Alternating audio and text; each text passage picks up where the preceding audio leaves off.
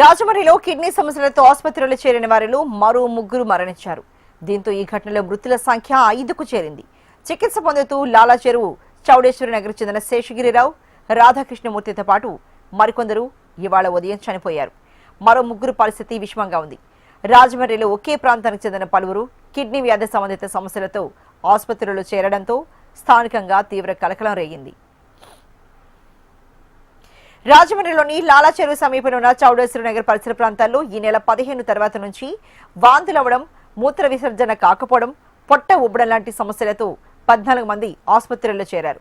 వీరిలో 2 మరణించారు. బాధితుల్లో ఎక్కువ మంది 60 ఏళ్లు పైబడిన వారే ఉన్నారు. 5 నెలల శిశువు, 3 ఏళ్ల బాలుడు కూడా ఈ బాధితులు ఉండడం ఆందోళనకు గురిచేసింది. ఒకే కుటుంబానికి చెందిన 4 అనారోగ్యానికి గురవడంతో నిన్న వారు అధికారులకు సమాచారం ఇచ్చారు.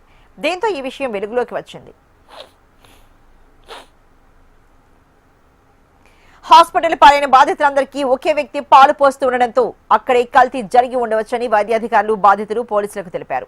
ఈ నెల 15న పాలు, పెరుగు చేదుగా అనిపించాయని కొంతమంది బాధితులు విచారణలో చెప్పారు.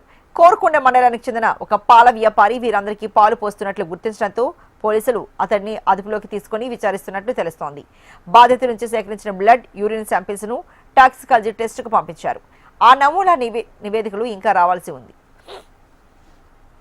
బాధితుల్లో బాగిశెట్టి కనకరత్నం అనే మహిళకు కిడ్నీలు దెబ్బతినగా రాజమహేంద్రవరం ప్రభుత్వ ఆసుపత్రిలో చికిత్స పొందుతూ ఈ నెల 20న మరణించినట్లు ఆమె కుటుంబ సభ్యులు తెలిపారు. మరో బాధితురాలు తాడి కృష్ణవేణి కాకినాడ జీజీహెచ్లో చికిత్స పొందుతూ నిన్న కన్నుమూశారు. ప్రస్తుతం రాజమండ్రిలోని 5 ప్రైవేట్ ఆసుపత్రుల్లో 12 మంది చికిత్స పొందుతున్నారు. బాధితుల్లో ఎక్కువ మంది షుగర్ వ్యాధితో బాధపడుతున్నారు. సాధారణంగా వీరికి కిడ్నీలు పూర్తి సామర్థ్యంతో పనిచేయవు.